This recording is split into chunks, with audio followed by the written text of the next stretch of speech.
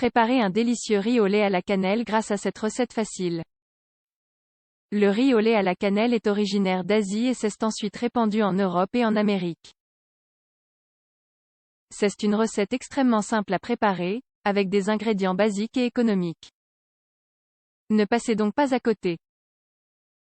Le riz au lait à la cannelle est le dessert idéal à préparer lorsque nous n'avons pas vraiment envie de cuisiner. Non seulement il est très facile et rapide à préparer, mais en plus il est délicieux. Si vous ne savez pas encore comment préparer ce riz au lait, c'est peut-être le moment de vous mettre au travail, ne croyez-vous pas? Nous vous donnons ici la recette étape par étape. Le riz au lait à la cannelle, origine de la recette. En dépit du fait que ce dessert soit originaire d'Asie, il fait maintenant partie intégrante des plats typiques de nombreux pays. On le saupoudre de cannelle, de citron ou de vanille et il se consomme aussi bien chaud que froid. Tout dépend des goûts. De plus, pour l'anecdote, vous devez savoir qu'à ses débuts, ce dessert se préparait avec du miel. La recette d'aujourd'hui. De nos jours, le riz se cuisine avec le lait et la cannelle, et on y ajoute le sucre quasiment au dernier moment. Néanmoins, il existe d'autres recettes où le riz est cuit à part et où le mélange s'effectue a posteriori. On peut aussi y ajouter des œufs, de la crème ou de la farine pour l'épaissir. Ne résistez donc pas à l'envie de tester un délicieux riz au lait et à la cannelle. Vous savez maintenant que c'est très facile à préparer. Suivez la recette étape par étape et vous n'aurez aucun problème. Nous vous donnerons en plus quelques conseils et variantes pour que vous testiez celle qui vous plaît le plus. Recette de riz au lait et à la cannelle. La majorité des pays latino-américains a pour tradition de préparer cette douceur ou ce dessert à certaines époques de l'année. Par exemple pour Pâques. Cependant, vous pouvez la préparer quand bon vous semble.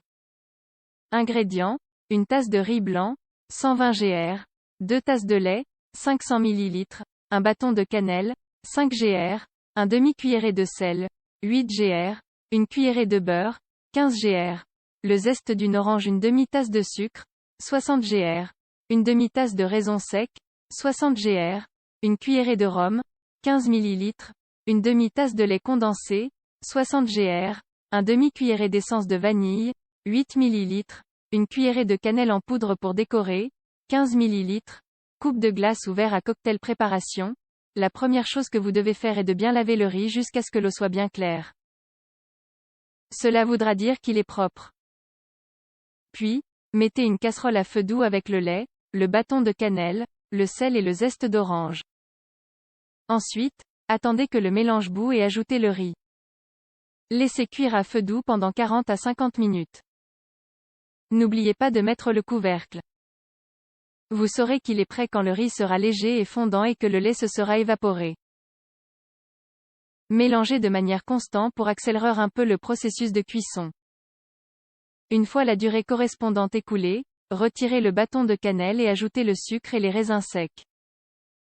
Remuez un peu pour éviter qu'il ne brûle ou qu'il ne reste collé à la casserole. Et laissez cuire 10 minutes supplémentaires.